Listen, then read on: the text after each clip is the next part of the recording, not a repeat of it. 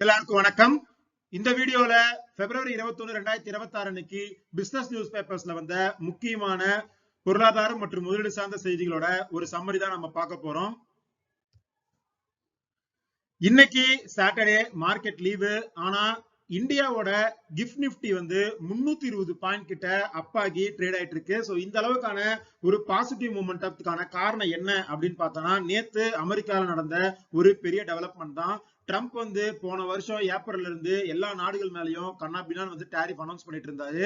அந்த tariff related case supreme கோர்ட்ல அங்க அமெரிக்கால நடந்துட்டு இருந்தது. சோ இப்போ அதோட தீர்ப்பை நேத்து அமெரிக்க நீதிமன்றம் கொடுத்திருக்காங்க. சோ அதுல அவங்க என்ன சொல்லியிருக்காங்க அப்படின்னா, ட்ரம்ப் இந்த லிபரேஷன் டே டாரிஃப் எல்லாமே 1977 ஆண்டோட சர்வதேச பொருளாதார அவசர சட்டத்தை பயன்படுத்தி தான் அறிவிச்சிருக்காரு.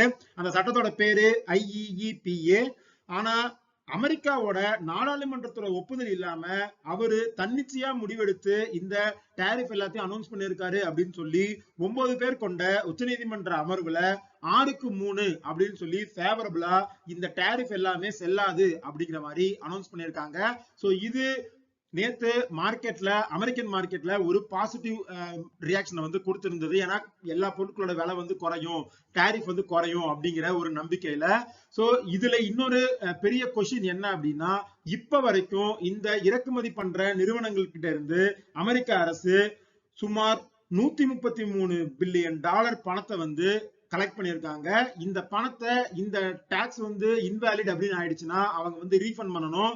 ஆனா அதை பத்தின எந்த டீடைலுமே சுப்ரீம் கோர்ட்டோட ஜட்ஜ்மெண்ட்லயும் இல்ல.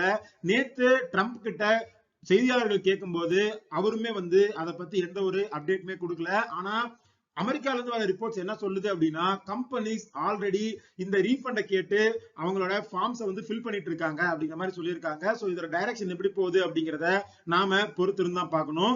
இதோட எதிர்வினையா ட்ரம்ப் என்ன பண்ணிருக்காரு அப்படின்னா, ஆல்ரெடி அவர் போட்ட டாரிஃப் எல்லாமே இல்ல அப்படின்னு ஆனதுக்கு அப்புறம் 1974 ஆண்டு அமெரிக்காவோட ட்ரேட் ஆக்ட் செக்ஷன் 122 அடிப்படையில உலக நாடுகளின் மீது 10% டாரிஃபை அனௌன்ஸ் பண்ணியிருக்காரு. சோ அது 3 நாள்ல எஃபெக்ட் ஆகும் அப்படிங்கிற மாதிரியும் அப்டேட் பண்ணியிருக்காரு.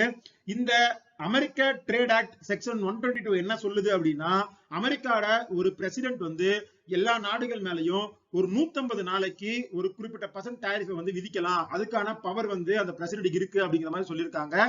சோ அததான் 10% டாரிஃபா எல்லா கண்ட்ரீஸ்க்கும் ட்ரம்ப் அனௌன்ஸ் பண்ணியிருக்காரு.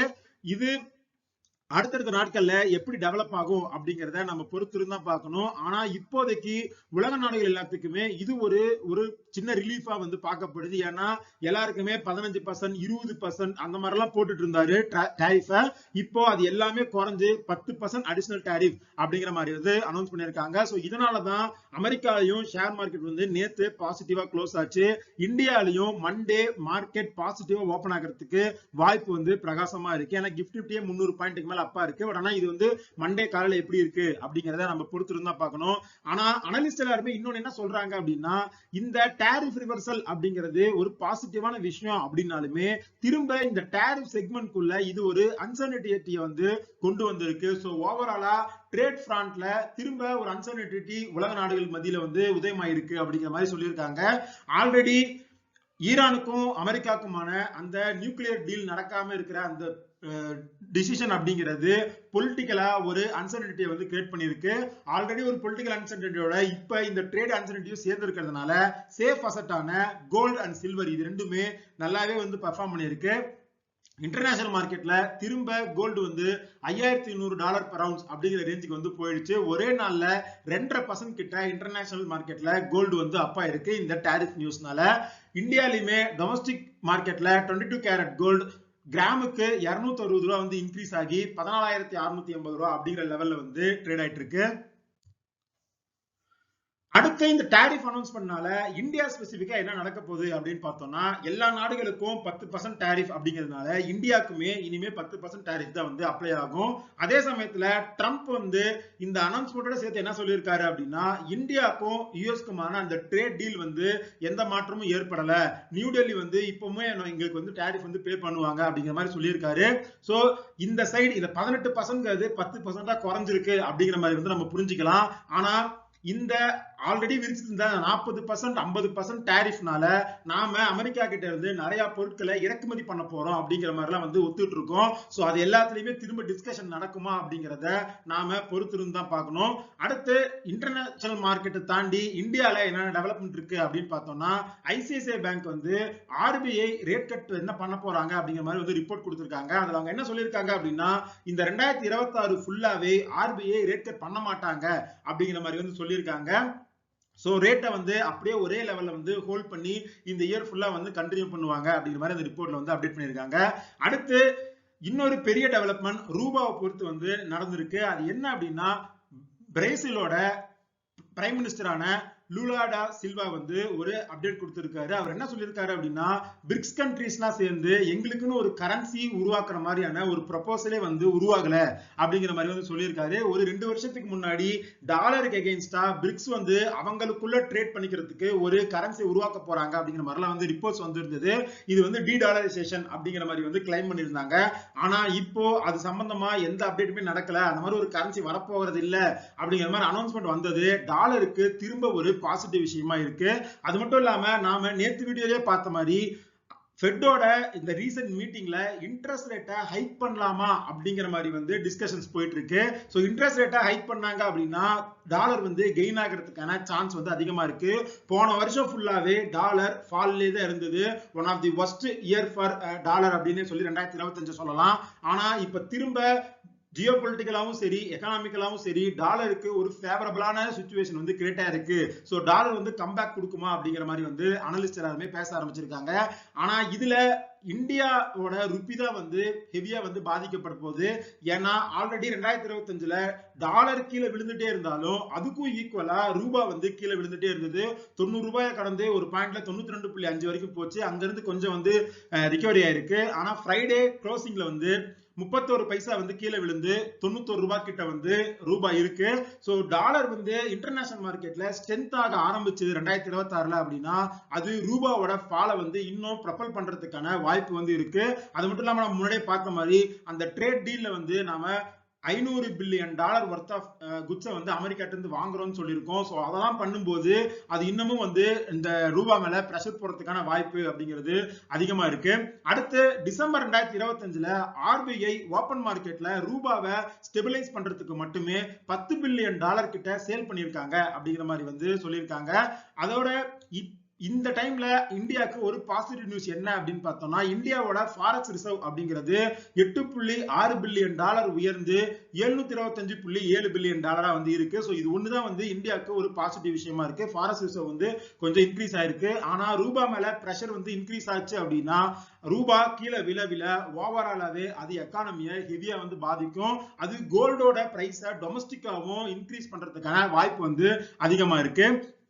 அடுத்து கோல்டோட இன்வெஸ்ட்மெண்ட்ல வந்து ஒரு சேஞ்ச் நடந்திருக்கு அப்படிங்கிற மாதிரி வந்து ரிப்போர்ட் பண்ணியிருக்காங்க. அது என்ன அப்படின்னா பிப்ரவரி ஃபர்ஸ்ட் வீக்ல கோல்டோட ஃபால் வந்து இருந்தப்ப நிறைய பேர் வந்து கோல்டு ETF வந்து ப்ராஃபிட் வந்து புக் பண்ணிட்டு இருந்தாங்க. ஆனா கடந்த 2வது வாரமா பிப்ரவரியில இன்வெஸ்டர்ஸ் வந்து திரும்ப கோல்டு ETFல அதிகமா வந்து இன்வெஸ்ட் பண்ணிருக்காங்க அப்படிங்கிற மாதிரி வந்து சொல்லியிருக்காங்க. அடுத்து ஆட்டோமொபைல் இண்டஸ்ட்ரியில ஒரு அப்டேட் இருக்கு. நாம முன்னாடி வீடியோஸ்லயே வந்து இந்த கார்பன் எமிஷன் நார்ம்ஸ் சம்பந்தமா வந்து டிஸ்கஸ் பண்ணிருக்கோம். சோ இப்போ கவர்மெண்ட் ப்ரப்போஸ் பண்ணிருக்கிற இந்த கேஃப் நார்ம்ஸ் வந்து ஸ்மால் கார் மேக்கர்ஸை வந்து பாதிக்கும் அப்படிங்கிற மாதிரி சொல்லியிருக்காங்க. அதுலயும் குறிப்பா மாருதி சுசுகி இதனால பாதிக்கப்படலாம் அப்படிங்கிற மாதிரி வந்து அனலிஸ்ட் எல்லாருமே வந்து சொல்லியிருக்காங்க. அடுத்து நான் வந்து ஒரு பர்டிகுலர் ஷேரை பத்தி டிஸ்கஸ் பண்ணும் அப்படின்னு நினைச்சேன். அது என்ன அப்படின்னா PG Invite power grid infra. So இந்த ஷேர் வந்து பெரும்பாலானவங்க டிவிடெண்டுக்காக மட்டும் தான் வந்து கன்சிடர் பண்றோம். நானுமே பர்சனலா இந்த ஷேர்ல வந்து இன்வெஸ்ட் பண்ணிருக்கேன். இந்த ஷேர்ல பெருசா வந்து கேபிட்டல் அப்ரிசியேஷன் அப்படிங்கிறது இருக்காது. ஆனா குவார்டர் ஆன் குவார்டர் வந்து 3 ரூபா அப்படிங்கிற மாதிரி வந்து டிவிடெண்ட் கொடுத்துட்டே இருப்பாங்க. இப்போ இந்த கம்பெனியோட கான்கால் ரிப்போர்ட் போய் எடுத்து படிச்சு பாத்தீங்க அப்படின்னா அதுல ஒரு முக்கியமான ஒரு விஷயம் வந்து அவங்க டிஸ்கஸ் பண்ணிருக்காங்க. அதுல மேனேஜ்மெண்ட் என்ன சொல்லியிருக்காங்க அப்படின்னா நாங்க இந்த வருஷம் 12 ரூபா அப்படிங்கிற மாதிரி வந்து டிவிடெண்ட் வந்து அனௌன்ஸ் பண்ணியிருந்தோம். சோ அதை வந்து கண்டிப்பா கொடுத்துருவோம். ஆனா பினான்சியல் இயர் 27-28ல இந்த அளவுக்கான டிவிடெண்ட் பே அவுட் வந்து பண்ண முடியுமா அப்படிங்கிறது ஒரு கொஸ்டினபிள் தான் அப்படிங்கிற மாதிரி சொல்லியிருக்காங்க. ஏன்னா அவங்களோட ஒட்டுமொத்த ரெவன்யூ வந்து டிக்ளைன் ஆகிறதுக்கான விசிபிலிட்டி வந்து தெரியுது அப்படிங்கிற மாதிரி வந்து சொல்லியிருக்காங்க. அதுலயும் குறிப்பா அவங்களால எப்ப மார்க்கெட்டுக்கு வந்தாங்களோ அப்ப வந்து 5 பெரிய அசட்ஸ் வந்து அவங்க ஓன் பண்ணிட்டு இருக்காங்க. அந்த 5 அசட்ஸ்மே வந்து பிக்ஸ்டு ரெவன்யூ அவங்களுக்கு கொடுத்துட்டே இருக்கு. அதை தான் வந்து அவங்க டிவிடெண்டா வந்து கொடுத்துட்டு இருக்காங்க. இந்த 5 அசட்ஸ் தாண்டி அவங்களால புதுசா ஒரு பெரிய அசட் எதையுமே வந்து இன்கார்பரேட் பண்ண முடியல. இப்பதான் ஒரு 3 மாசத்துக்கு முன்னாடி பவர் கிரிட்டோட சேர்ந்து 500 கோடிக்கு கிட்ட இருக்கிற ப்ராஜெக்ட்ஸ் வந்து நாங்க வந்து எடுத்து பண்ண போறோம் அப்படிங்கிற மாதிரி எல்லாம் வந்து சொல்லிட்டு இருக்காங்க.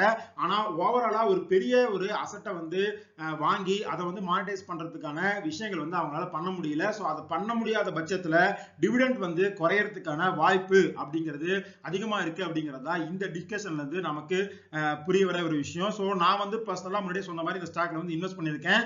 இந்த நியூஸ் வந்து ஒரு நெகட்டிவ் நியூஸ் அப்படின்னாலுமே நான் இப்போதைக்கு வந்து என்னோட ஹோல்டிங்ஸை வந்து செல் பண்ண போறது இல்ல.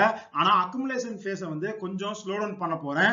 அடுத்தடுத்த குவார்ட்டர்ஸ்ல இந்த கம்பெனி எப்படி பெர்ஃபார்ம் பண்ணுது, ரெவன்யூ குறையுதா, புதுசா என்ன மாதிரியான அசெட்ஸை வந்து இவங்க எடுத்து நடத்துறதுக்கு வந்து முடிவு பண்றாங்க அப்படிங்கிற விஷயங்களை பார்த்து தான் இந்த ஷேர்ல ஃபியூச்சர்ல என்ன பண்ணணும் அப்படிங்கறத வந்து நான் டிசைட் பண்ண போறேன். சோ இதெல்லாம் தான் இன்னைக்கு பிசினஸ் நியூஸ் பேப்பர்ஸ்ல வந்த முக்கியமான பொருளாதாரம் மற்றும் முதலீடு சார்ந்த செய்திகள்.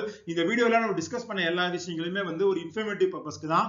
நீங்க இன்வெஸ்ட் பண்றதுக்கு முன்னாடி பர்சனலா ரிசர்ச் பண்ணிட்டு ஒரு செபி சர்டிபிகேட்டை செக் பண்ணிட்டு அதுக்கப்புறம் இன்வெஸ்ட் பண்ணுங்க. இந்த வீடியோ பிடிச்சிருந்தா இந்த வீடியோ லைக் பண்ணுங்க, நம்ம சேனலை சப்ஸ்கிரைப் பண்ணுங்க.